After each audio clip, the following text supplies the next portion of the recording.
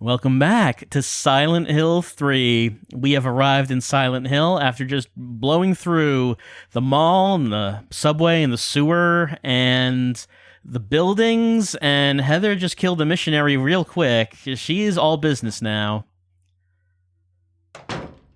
We are just heading right over to that hospital. It's a pity that we do not have the option of checking out Leonard's house. I would like to know what's in Leonard's house. We will never know.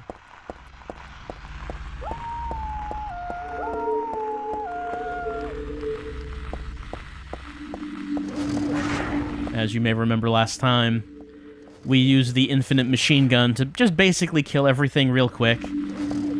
Like, we also have the flamethrower and the lightsaber, but it turns out that the machine gun's pretty good.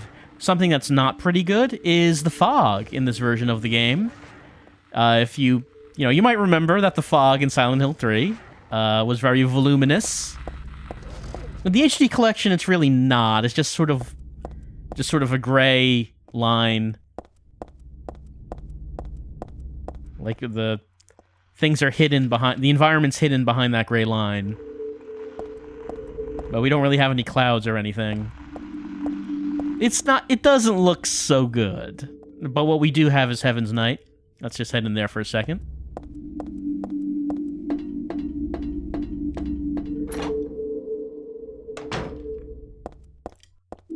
Let's get some stuff. And also, since we have the Silent Hill 2 save on here, there is something else here, right here. It's a flyer from a club. It shows a woman with long black hair. The return of Lady Maria from 8 p.m. on the 27th. And yeah, you can see that's Maria on there, though I don't remember her having long black hair.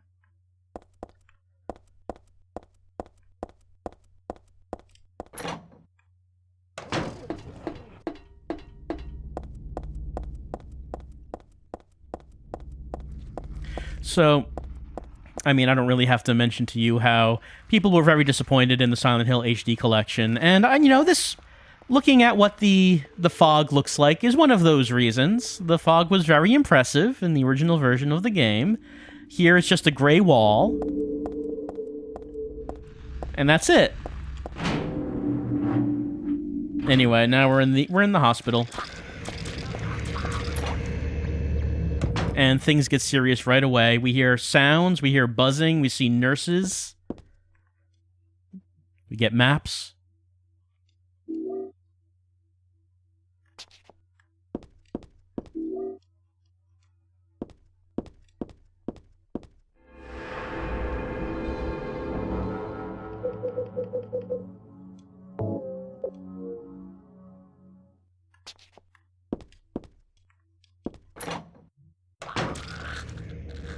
What do we have here? Well, I don't have anything equipped.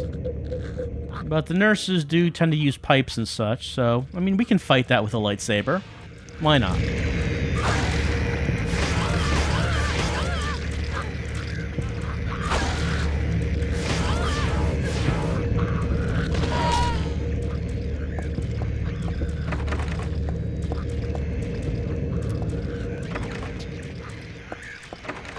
Well, you know what we have to do. Eventually, the goal just becomes to get to the 3rd floor. Oh, here's Stanley's book and his doll. We don't actually have to look at those. If we don't read this is Stanley's first note. If we don't read this, none of his future notes actually appear. So you can just kind of ignore his whole thing, if you so choose. But yeah, the ultimate goal of what we're doing in the hospital is to get to the 3rd floor, get to Leonard's room, and he gives you the phone call and tells you to come to the end of the second floor hallway. Not do it fast enough.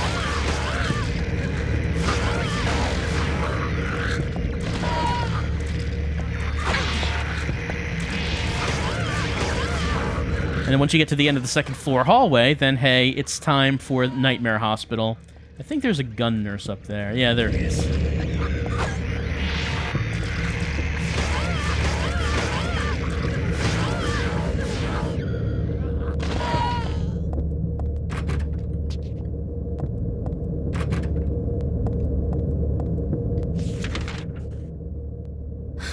How's my health doing? We could pop a health drink. A nice, refreshing health drink. Oh, it's a party room. Nurse party. Let's see how the flamethrower does in this nurse party. It's time for dancing! It's a dance party.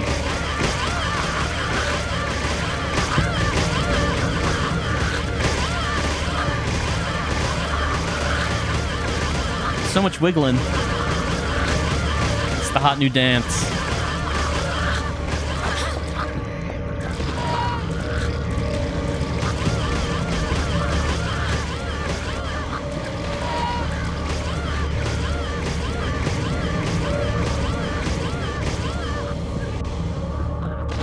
Flamethrower not the most powerful of weapons, but they do make enemies wiggle real good.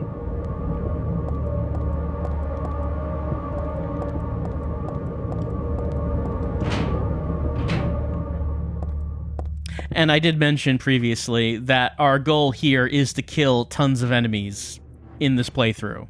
Because we're going for an ending that does require that. Okay, there's a key in the wall, but we need some nail polish remover to get to it.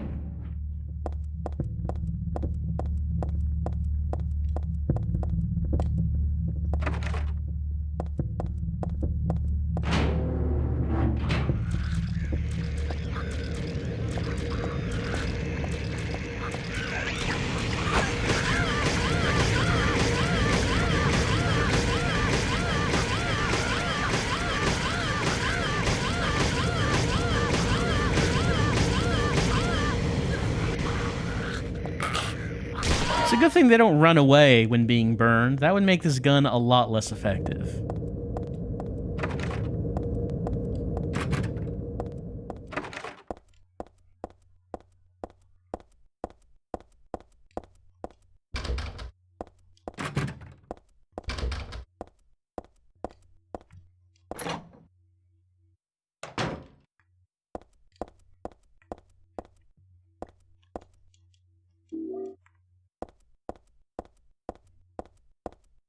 Right, note about Leonard.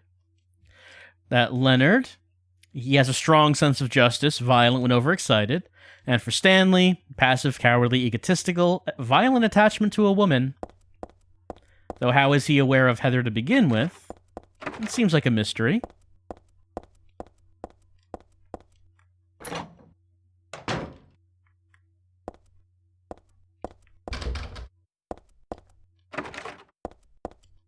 Okay. Now that we've searched the doors, as you know we have to, it's essential. Even if we know that they're not going to open, we gotta do it.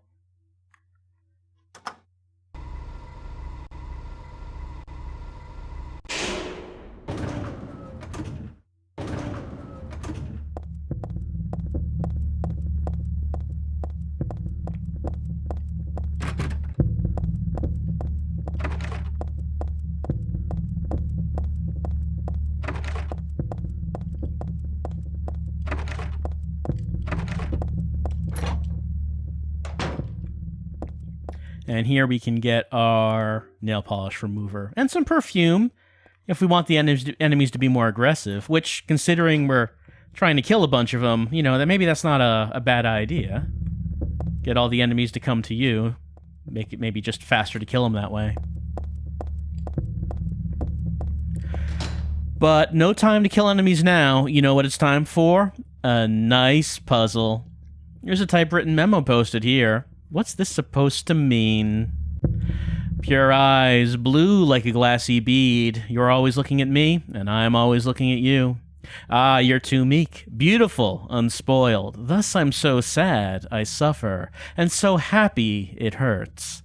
I want to hurt you and destroy myself. What would you think if you knew how I felt? Would you simply smile, not saying a word? Even curses from your mouth would be as beautiful as pearls. I placed my left hand on your face as though we were to kiss. Then I suddenly shoved my thumb deep into your eye socket, abruptly, decisively, like drilling a hole. And what would it feel like? Like jelly? trembling with ecstasy. I obscenely mix it around and around. I must taste the warmth of your blood. How would you scream? Would you shriek, "It hurts, it hurts," as cinnabar red tears stream from your crushed eye? You can't know the maddening hunger I felt in the midst of our kisses. So many of them I've lost count. As though drinking in your cries, I bring my hopes to fruition, biting your tongue, shredding it, biting at your lips as if tasting your lipstick. Oh, what euphoric heights I would reach, having my desires fulfilled like a greedy, gluttonous cur. I long, too, for your cherry-tinted cheeks, tasty enough to bewitch my tongue. I would surely be healed and would cry like a child. And how is your tender ear? It brushes against my cheek. I want to creep up to my lips so I can sink my teeth into its flesh. Your left ear, always hearing words, whispered sweet as pie. I want it to hear my true feelings. I never lied, no, but I did have my secrets. Ah, but what must you think of me? Do you hate me? Are you afraid? As though inviting you to the agony at the play's end. If you wish, you could destroy me. I wouldn't care. As you wish, you may destroy me. I wouldn't care. Well, that's a bit of a different riddle than last time. Last time, the puzzle here was all about numbers. About saying, hey, the first number is like twice the third number, and the second number is less than the first number, and then you just had to eliminate the numbers. So this puzzle is completely different this time. This puzzle is all about someone tearing apart someone else's face. This is a weird one. Like I said, the Shakespeare puzzle was kind of tough, but this one's just weird. So, the keypad is a face. Like, that's the leap in logic you need to make. And the buttons are like the features of a face. So, numbers 1 and 3 are the eyes. 2 is the forehead. 4 and 6 are the ears. 5 is the nose. 7 and 9 are the cheeks, and 8 is the tongue. Or the mouth, I guess I should say. But I don't know. That seems like a real leap. It's like a real stretch. Maybe someone might figure that out just on their own, but I don't know. I guess I just don't think that way. Okay, so what was it? So now that we're thinking about that, we're thinking about it in that way, let's read this again. What does the person do? So place left hand, okay, your left hand on the keypad. Shove the thumb into the eye socket. So the eye on that side would be what, number 1? But it's the first number is not number 1. It now talks about how cinnabar red tears stream from your crushed eye. So, like, blood pours down from number 1 to the number below it, which is 4. Does that make sense? Look. Maybe? Okay. Now, the next thing that's being done is you're making out with the keypad. You know, you're putting your mouth right up to the keypad. You're making out with it. So that means you're giving the number 8 the tongue, right? You're following, right? This is the puzzle. This is how you solve it. He's getting his desires fulfilled. Then he wants the cheeks. He needs those cheeks. Now we're on ear. Left ear. Okay, so left ear. Okay, so from... If we're talking about the keypad's left ear, that would be number 6. To us, that's on the right side. But to the keypad, that's its left ear. But that's the 4th number. The 3rd number is the cheek. Let me go through that again. Okay, so first, let's review. Okay, shove the thumb into... Your left hand, shoving your thumb into the keypad's right eye, which is 1. And then blood pours down to the cheek, which is number 4. So our first number is 4. Then you're kissing the mouth of the keypad, which is number 8. So we have 4, 8. then wants the cheek. So I'm not sure if it's really mentioning left or right cheek. So the two cheek buttons are 7 and 9. It's 9, but I'm not sure if it really mentions anywhere whether or not we're talking about the left or right cheek. So the third number is one of the cheeks, and in this case it's 9. And then the keypad's left ear, which is 6. So that's the code. That's the puzzle. Would you have I don't know, would you have figured that out? This is not I can't even pretend I would have been able to start this. But that's how you solve it. It's like some puzzles I would say, okay, yeah, I could like begin solving this, but this particular one, I don't think I even would have gotten the first hint. So there's this guy, tattoo on the foot. Margaret, let's swear our love until death do us part. And then on the arm, well, we've seen this. The start time is my key. We already know about that. And then we don't know who this patient is. Died from a severed carotid artery. Possible suicide, but wound angle is suspicious.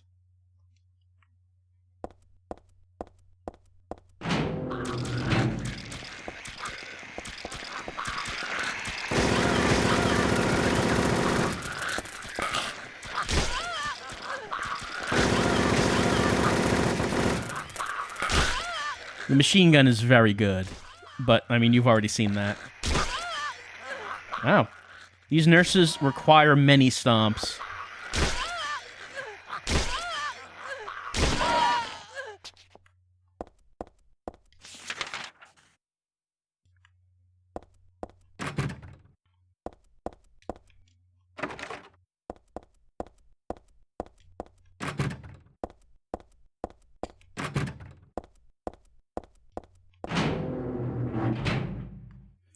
All right.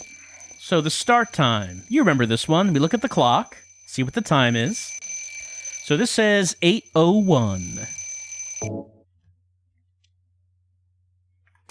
And on the normal difficulty level, what that would mean is that we would go to the case, and we would enter the time 08:01. But hey, what's this? It's not unlocking. But I thought the start time was the key.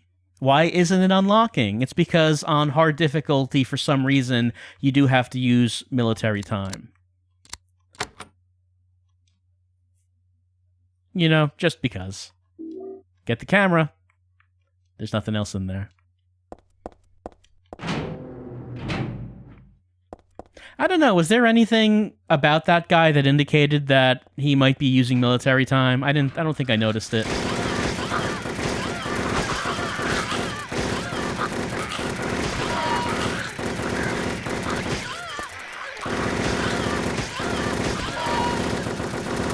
Heather is not in the mood for a dance party this time.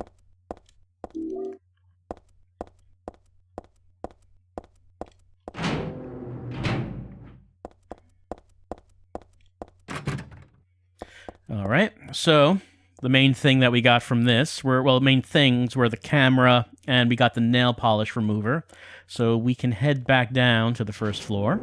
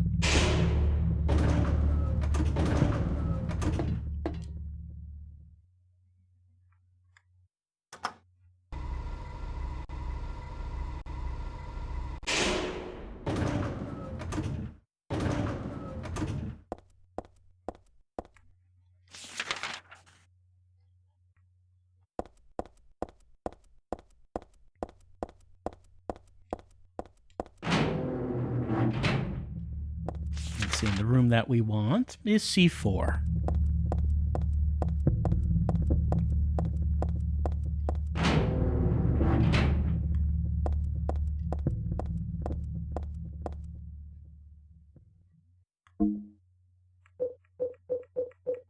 So many shirts.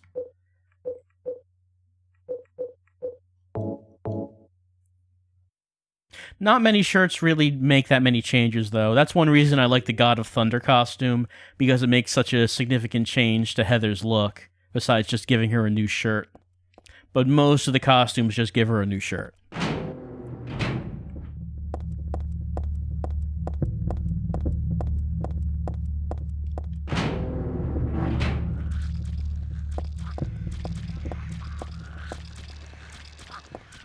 Someone's walking around. Who's there?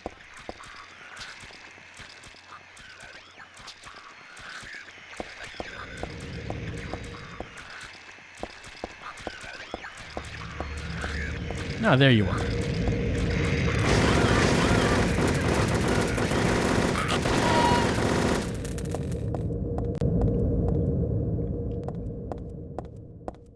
All right, so we got this key. So that means we can open up the stairwell, which means we can head down into the basement, which means we can see a wheelchair? What? Where is... What? And pick up the limited submachine gun instead of the unlimited one that we already have. Not that much ammo for the submachine gun, so we really didn't use it much. Like the one you actually get in the game.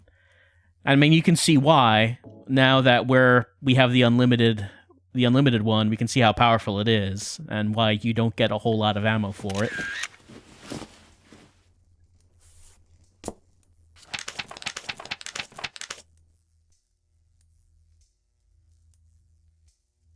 $8547. No riddles about tearing faces apart, just, hey, here's this number. Well, first, let's, I mean, we can head up to the roof, see what's going on up there, then we can head to the 3rd floor.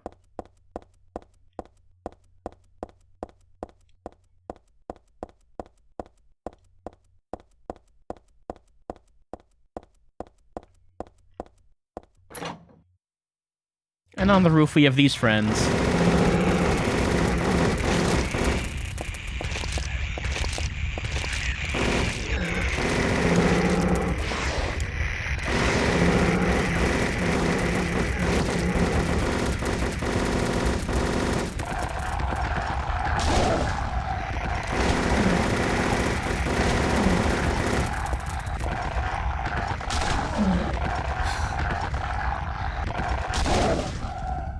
There we go.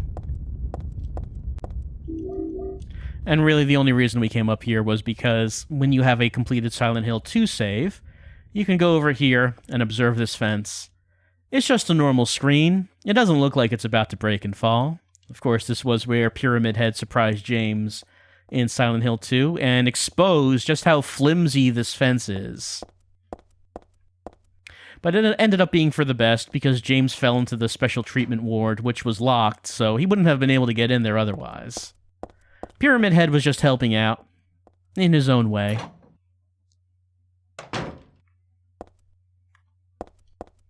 Yeah, this one.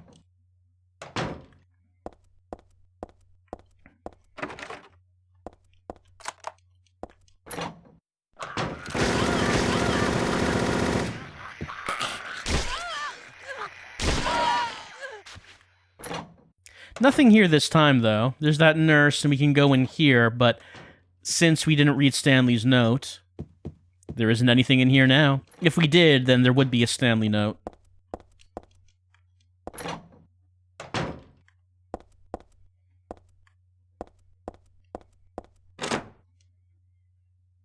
Let's see. What did that photo say? Was it 8547? No. Yeah, okay. It was that.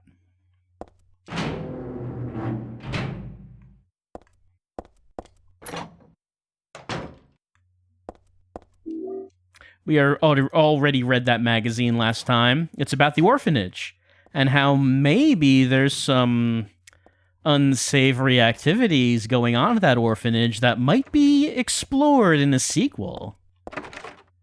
But we don't know anything about that.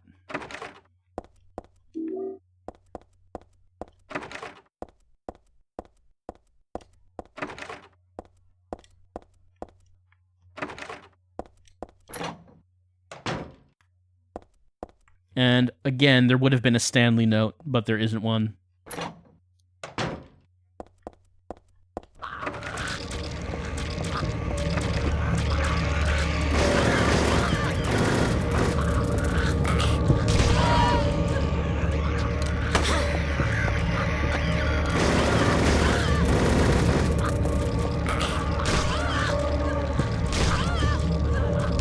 Like that the nurses decided it was just time to teleport in. They were a little late on their cue, but they made it here eventually.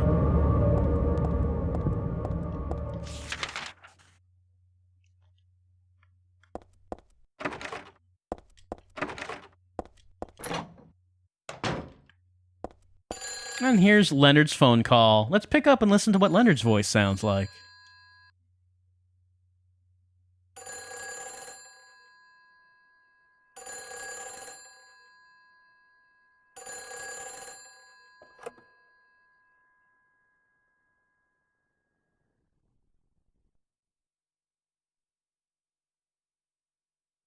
Hello?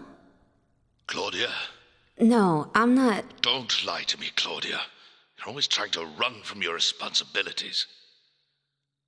Have you come to apologize? Or maybe you still don't realize how foolish you've been. The salvation of all mankind. God, what a ridiculous dream. Wait, just listen to me for a second. I've heard enough from you already. How did you turn out this way? Where did I go wrong?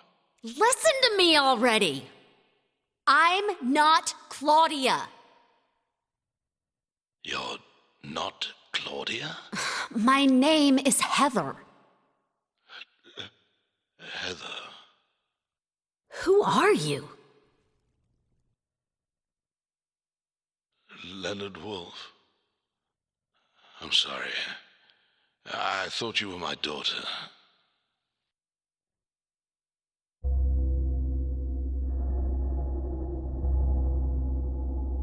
Claudia is your daughter? Oh, so you know her, do you? Are you one of her followers? No, never. When I find her, Oh, I can feel the hatred. What? Behind your words, the anger. You plan to kill her, don't you? I'm sorry, but she killed my father. She's a fool. But she's still my daughter. I was going to forgive her if she changed her ways. But I see it's too late. Heather, will you help me? Help you? I'm locked up in here, and I must stop Claudia. Where are you now? I'm not sure myself, but the door is at the end of the hall on the second floor. I think I can be of help to you. I have a seal. Please. A seal?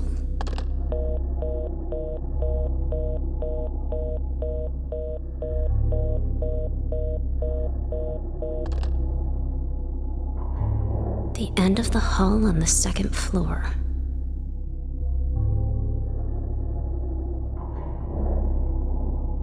Well, new voice isn't bad, though I'm not sure why Leonard is apparently British now. Whoops.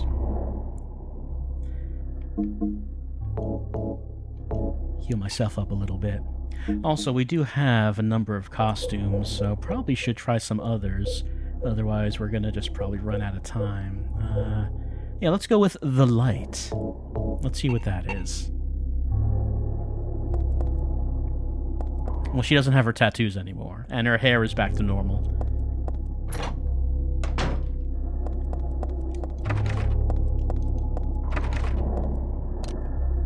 Alright, let's head down to the second floor. The room at the end of the hall. That's where Leonard is. Should be simple and easy, as everything is in Silent Hill.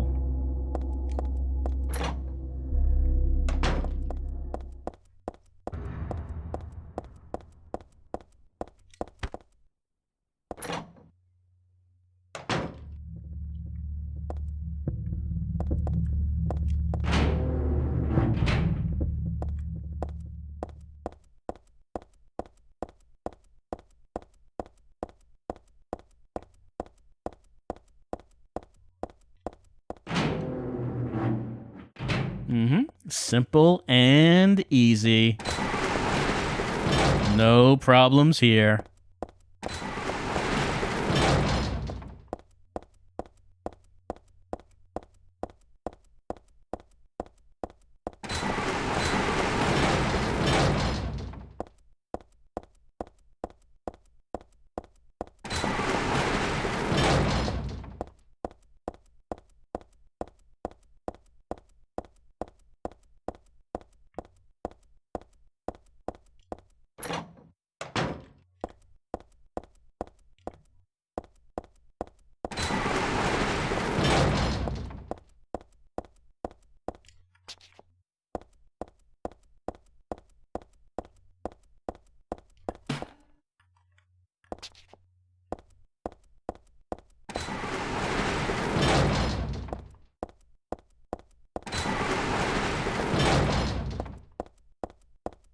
Leonard's a very important guest, so, I mean, he gets this very lengthy corridor filled with the gates that go to his room.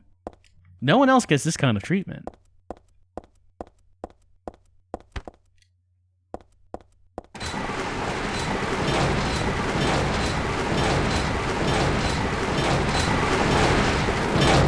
And now let's remember Lisa.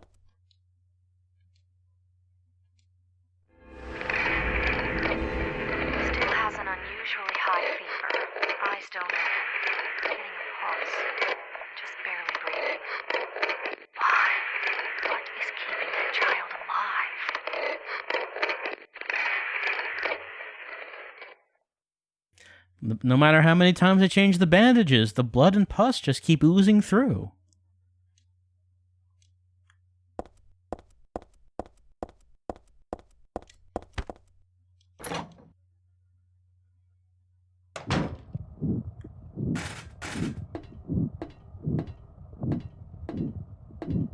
And of course, let's say hello to Valtiel, doing his job, you know, turning the valves of the flesh pipes. Making things out, you know, just making sure everything's working.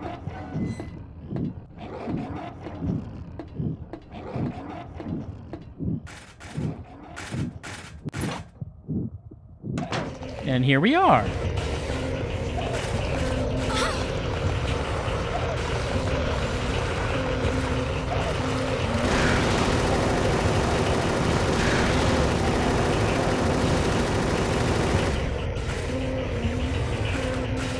I do like that I don't really have to deal with these guys anymore with the infinite machine gun. All right, let's see. I think that there was at least one door here I could open. Yeah, save point. That's good. We could use one of those right now.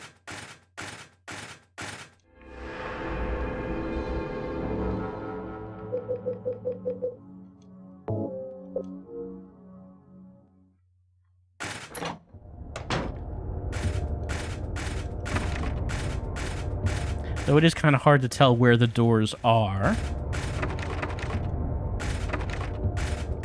It's all just kind of a mess of just like animated flesh and vein texture.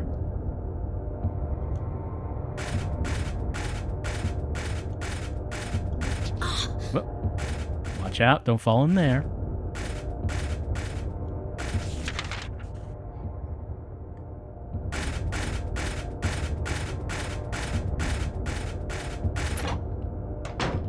All right, here is the blood bucket Can't do anything with that right now.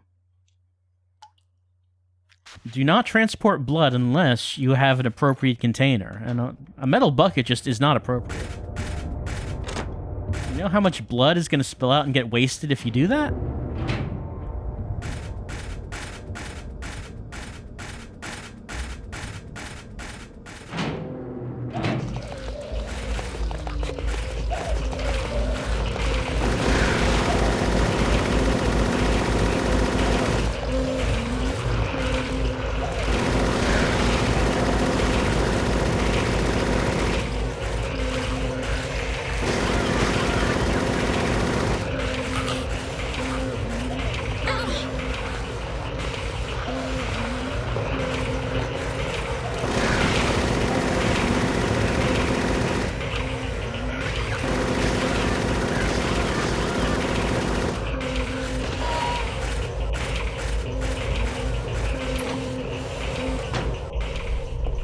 Oh, right, the Room of Fun. So, didn't really mention anything about this last time, but there's nothing you can do in this room.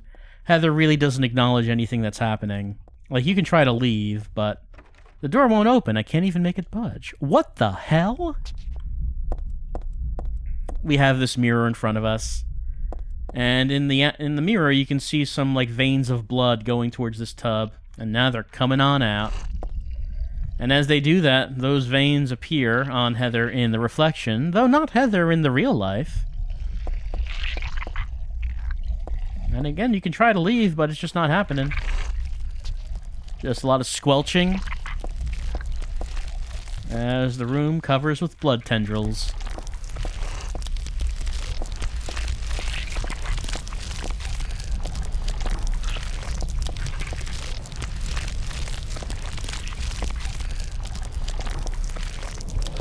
And eventually, Heather stops moving in the mirror. That's when we can leave.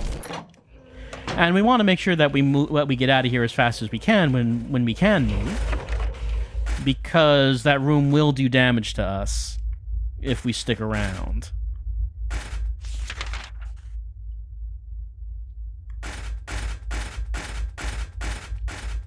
Of course, that room is very confusing your first time through the game, because you don't know what's happening. Just a room that you apparently can't do anything in, and the door's locked. And blood tendrils are covering the walls.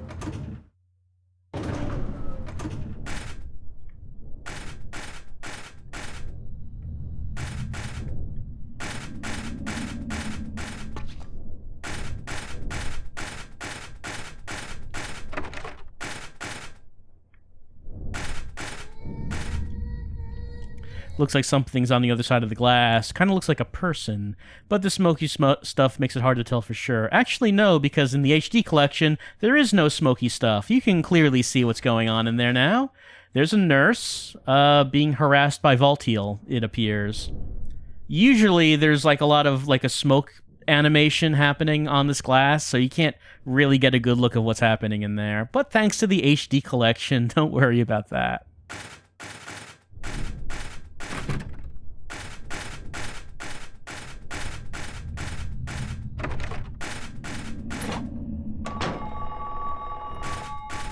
Time for Heather to get her birthday well wishes.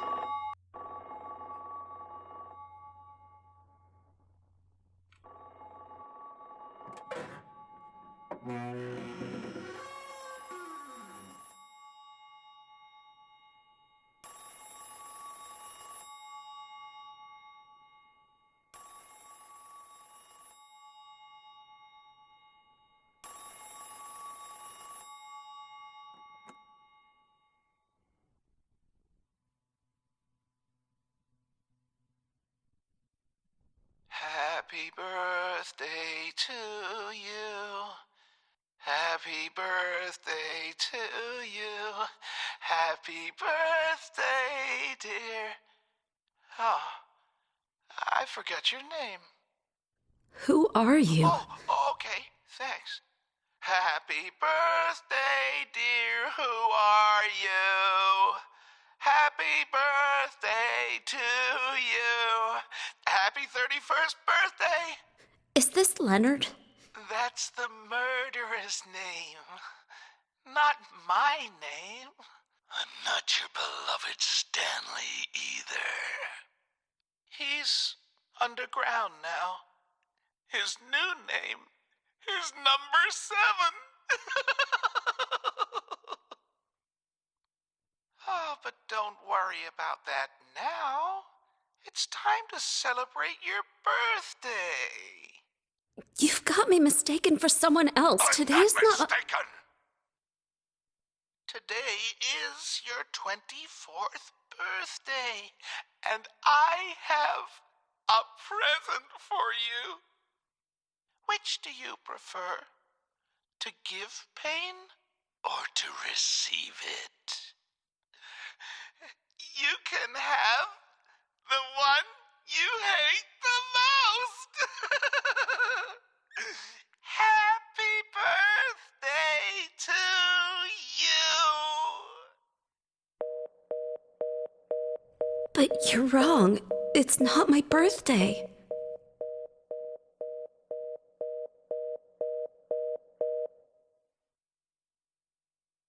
So a different take on that dialogue.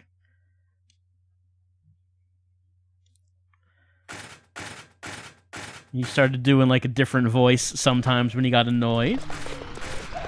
The voice going real deep because he's angry. And then there's this guy, of course, banging around in the locker.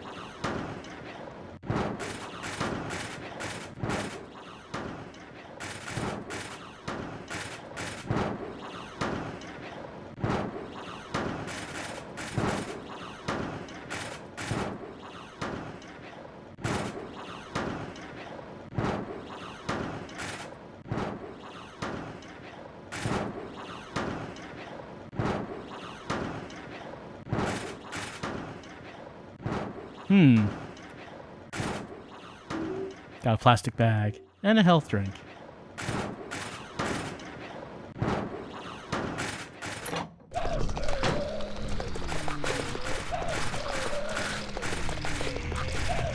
Well, since we have the plastic bag, that does mean that we can go fill up that blood.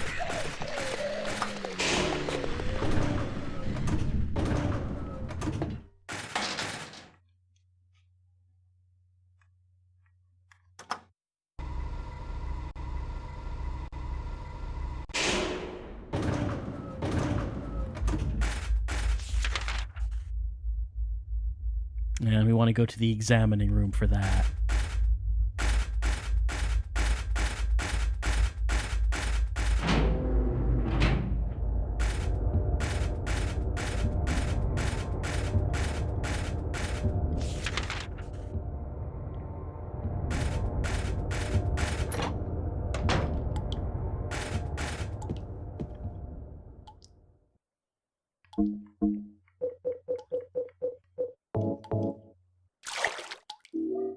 Plastic bag with blood. I do like little parentheses just mentioning with blood.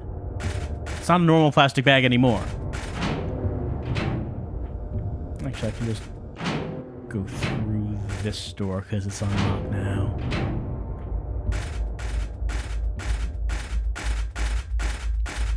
Alright, since we have plastic bag with blood,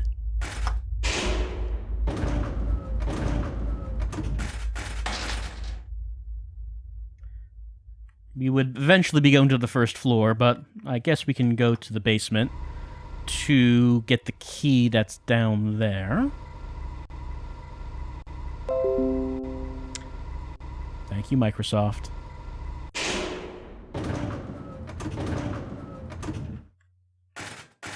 Okay, so we're in the cellar.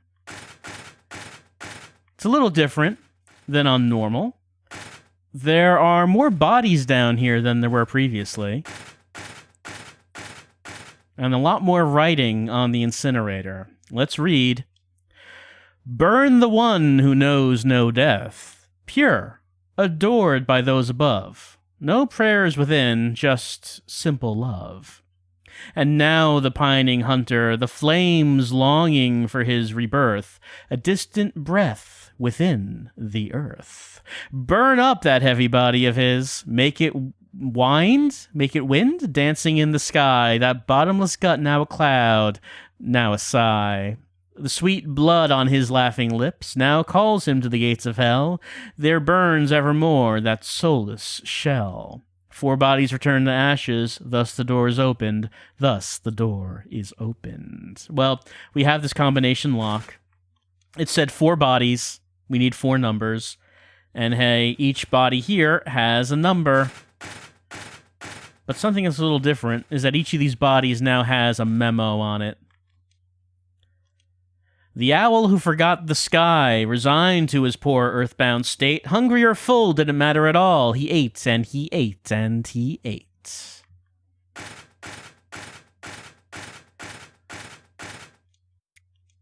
The dove's hope died, he chose his path, his flapping wings fell still.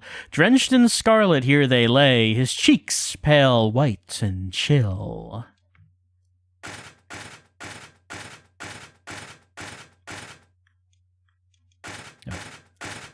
This one's got number 0 down here by the feet, I guess.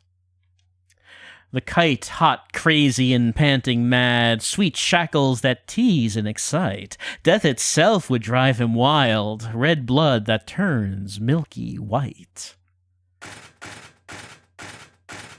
I kind of like the idea that Heather, upon reading these, is just starting to sigh. It's like, ugh. There's a memo here, let's see. The wren with pure heart is yet unrefined, makes us laugh with his feeble lip smacking, but still we all know he shall never grow old, and he knows not how much he is lacking. Meanwhile, Vincent, you sent her to my father? She'll never get past the incinerator puzzle, the one with the birds. Now, I think she'll surprise us. She'll figure out the bird combination. No, she'll never get past it. The lark's child lost all his words and walled himself up all away, heart and mouth both locked up tight in a cage where none want to stay. This one's empty, but there is a memo. Cock Robin, who hid the key away, is ash in the oven, all right. The place he held is empty now, and the doors remain shut tight. Okay, so the occupant here, Cock Robin, was incinerated. So that's why there's no body here. But Cock Robin was number 4. Number 8. The black rook is the praying sort who hears the gods in the skies. His whispered petitions go on without end, and glassy and dim are his eyes. Number 7 over there, of course, is Stanley.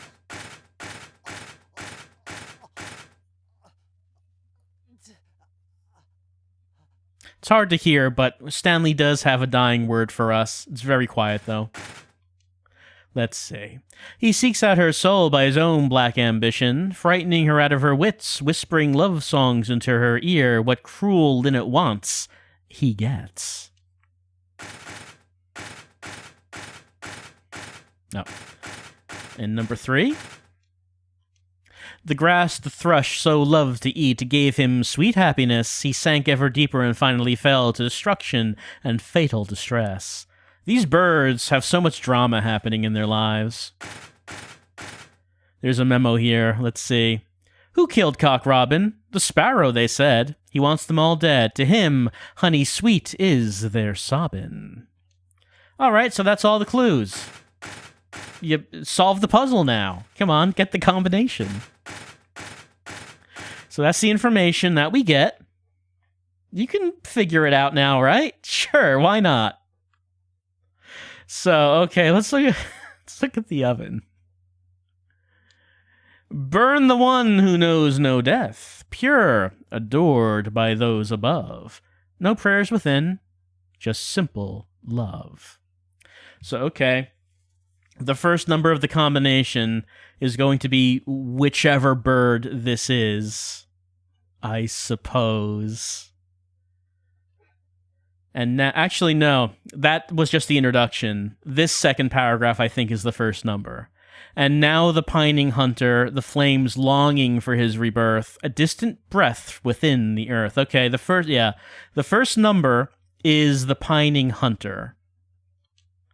The second number, burn up that heavy body of his, make it, I don't know if it's wind or wind, make it wind, dancing in the sky, that bottomless gut, now a cloud, now a sigh. Number 3 is going to be, the sweet blood on his laughing lips now calls him to the gates of hell. There burns evermore that soulless shell. And the fourth number, 4 bodies return. Okay, so maybe the first paragraph is 4 bodies return to ashes, thus the door is opened. Thus the door is opened. Okay. So. Okay, yeah, so the last paragraph is the closing. The first paragraph is the first number. All right. So the first paragraph was burning the one who knows no death.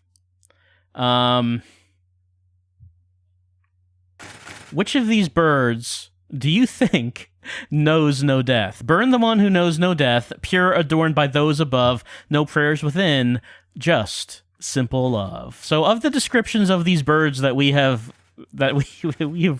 read about, which of these birds do you think that is a good description of? Because that is going to be the first number of the combination. The wren with pure heart is yet unrefined, makes us laugh with his feeble lip smacking, but still we all know he shall never grow old, and he knows not how much he is lacking. So the wren will never grow old. So this is the one who knows no death. This is number 9. So the first number of the combination is 9.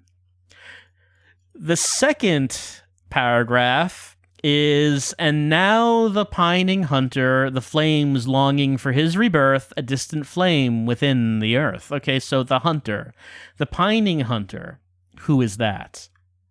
Of the birds that we have been reading about, which one has been described as a hunter? Well, over here, we have the owl who forgot the sky, resigned to his poor earthbound state. Hungry or full didn't matter at all. He ate and he ate and he ate. So apparently the owl is the hunter that is being described. Now, it does talk about a pining hunter, the flames longing for his rebirth. So the owl is a hunter, and the owl is old. So he's earthbound now. No longer the proud flying hunter he used to be. That's the second number of the combination. He's number 2. So we have 9 and we have 2 at this point. The third verse was, burn up that heavy body of his, make it wind dancing in the sky, that bottomless gut, now a cloud, now a sigh. So who are we describing there? Well, for Stanley, it says, he seeks out her soul by his own black ambition, frightening her out of her wits, whispering love songs into her ear. What cruel Lynette wants, he gets. I don't know. This is what's supposed to match up.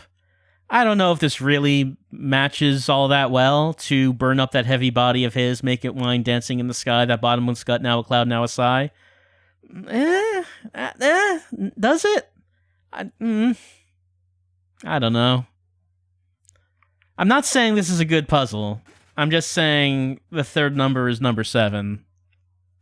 So the fourth verse was, the sweet blood on his laughing lips now calls him to the gates of hell.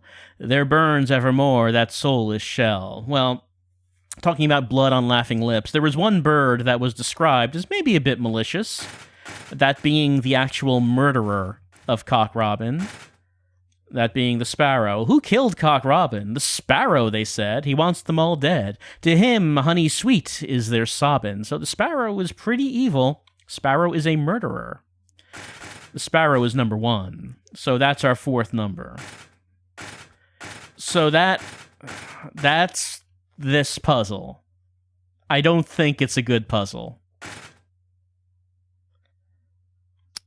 So first was number 9, then number 2, and number 7, and 1. And since we opened up the incinerator, we get to Cock Robin, who has been burned up, and because we needed the key that Cock Robin took, the cremated key. So there should only be one locked door that we have not unlocked. That's going to be on the first floor because we have not tried the first floor yet. So since we have the key and since we have the bag of blood, we should be ready for what we need to do once we get to the first floor.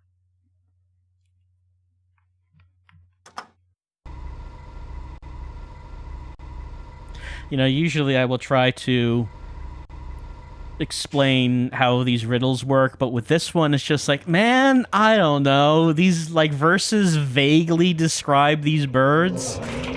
That's how it's supposed to work, I guess.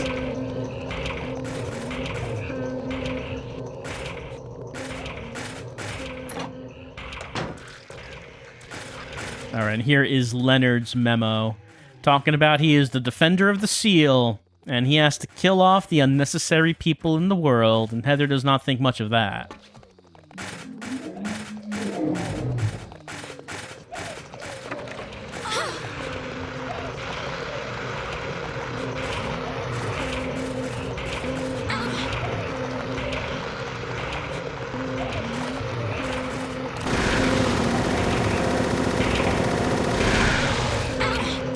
I'm being knocked over so much by this guy. There we go.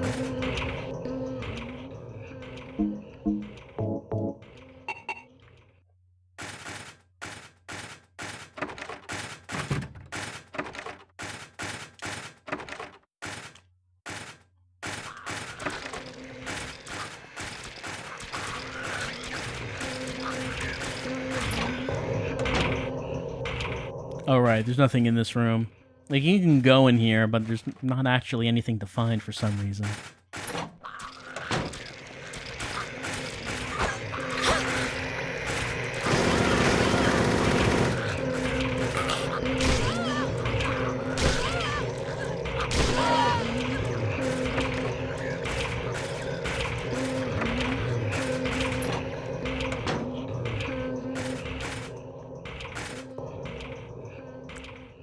Extra caution with the patient, room 3112, because he's trying to push his faith onto people, stabs someone over a religious dispute.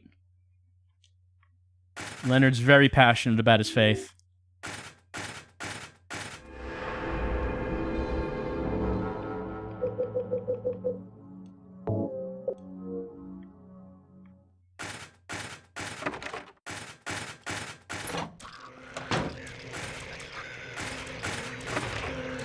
I wonder how Leonard's faith explains him becoming a monster. Is he just like, man, hell yes, look at me. I'm like a god monster. This is the power of God right here. Check me out.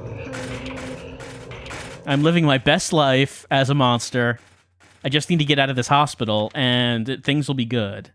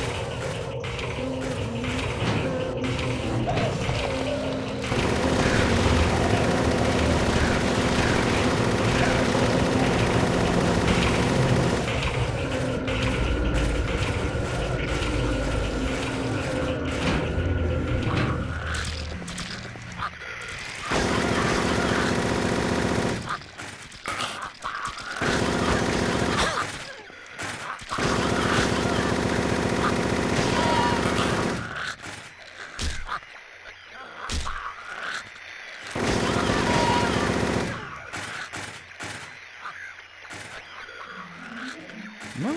Still alive? Alright.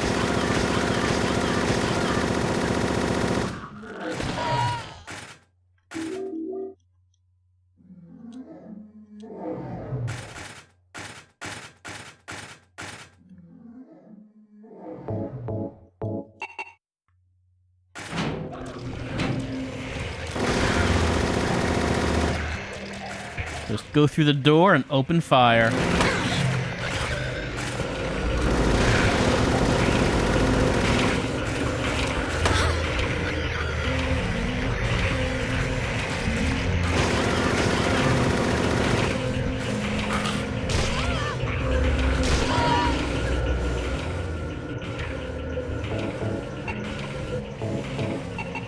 So we're doing okay in terms of health items.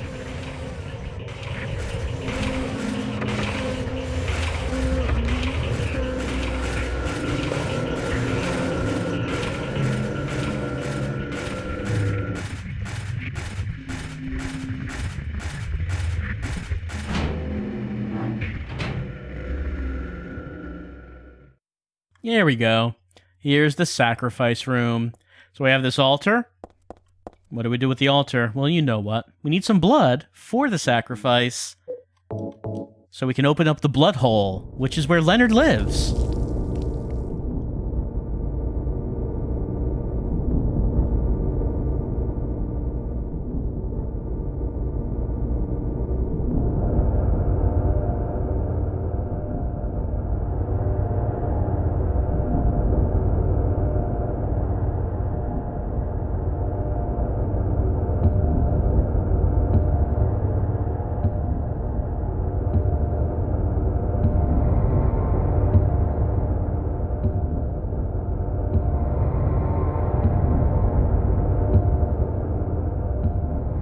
Resident Evil has some doors you need to get some crests to open. This game has the blood hole. You need to make the sacrifice with the blood on the altar to make the blood hole appear.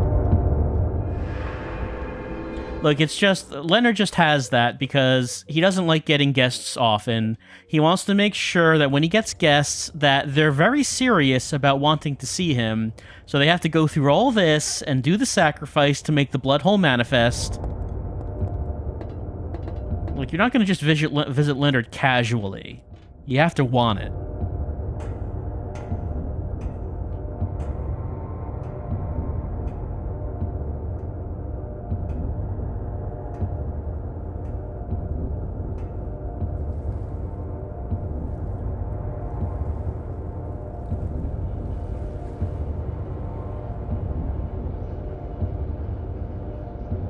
Heather?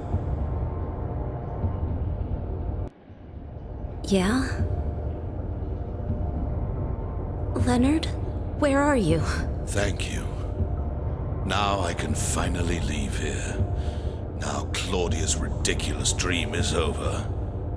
Well, I guess it's time to dispose of her. The salvation of all mankind. God!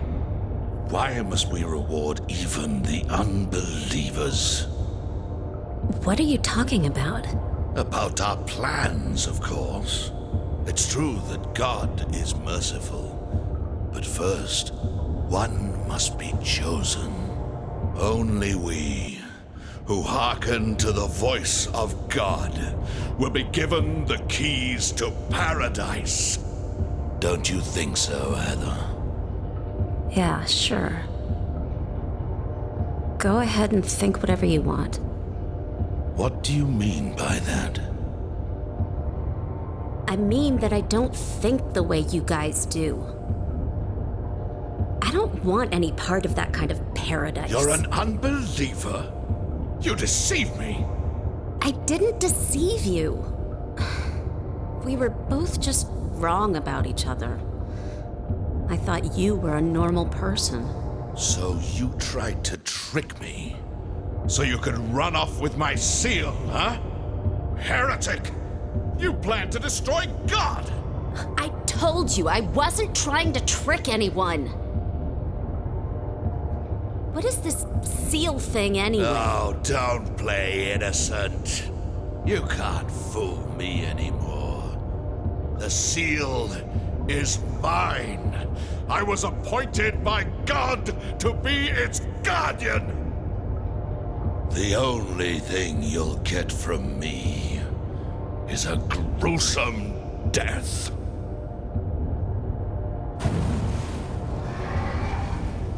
Leonard, is that you? Death to all who turn their backs on God! Is every person here a mental case? Well, I guess you're not a person anyway. Well, I guess Leonard is right that Heather does plan to destroy God. He is right about that one point. But it looks like that Heather has got a big fight on her hands, so you know what that means. It's time to get serious. It's time for Princess Heart. Oh, no transformation. Heather's done with transformations. She just immediately appears in costume. I guess really in real time that's what it would look like. You wouldn't actually see the transformation. Like the magical girl would just suddenly appear transformed, right?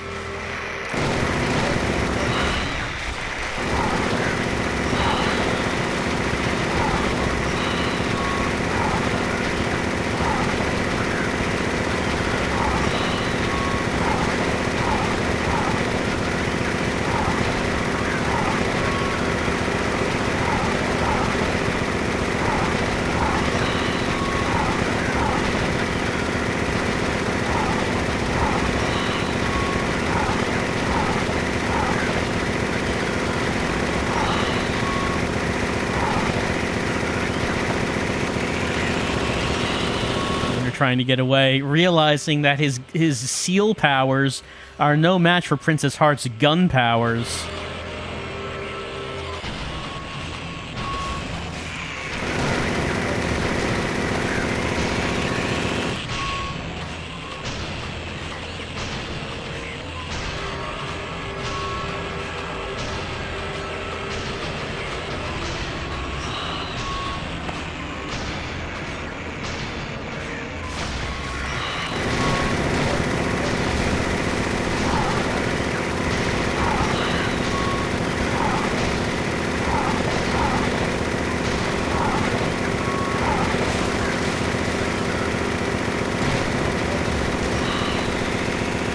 He can dig a lot of bullets. He has to be mostly bullets at this point, his body composition. Got to be at least 60% bullets at this point in time.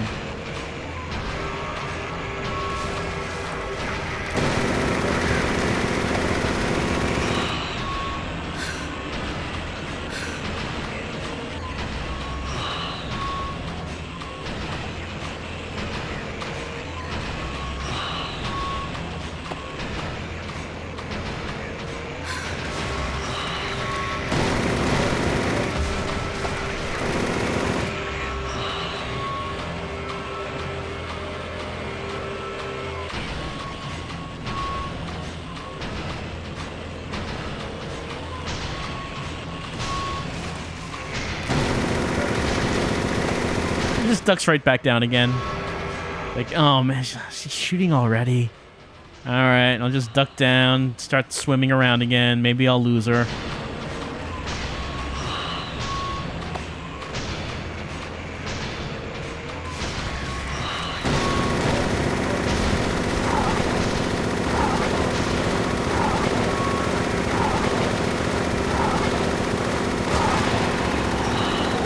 There we go. His body composition reached 100% bullets.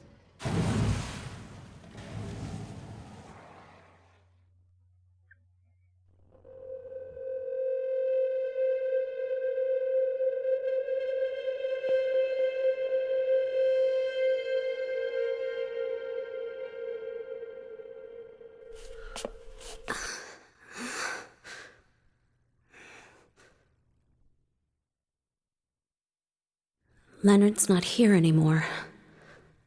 I guess I should head back to the motel now. I hope Douglas is okay.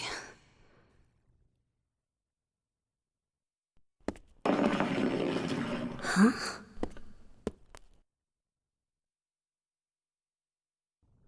What's this? Yeah, don't forget to take that seal. It's very important.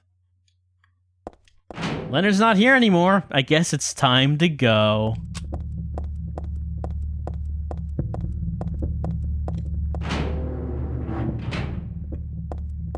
Meanwhile, it only took Douglas a few minutes to go to Leonard's house and come back to the motel, wondering what's taking Heather so long.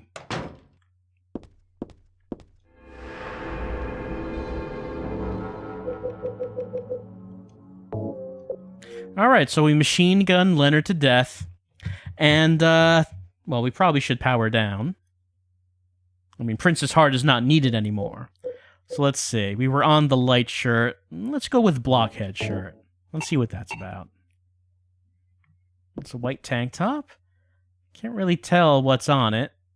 It's like some sort of cube bear, maybe? We'll see if we can get a close look at it. Okay, we went through the hospital, killed Leonard, killed many monsters with the machine gun, and I think that we are well on our way to getting that second ending.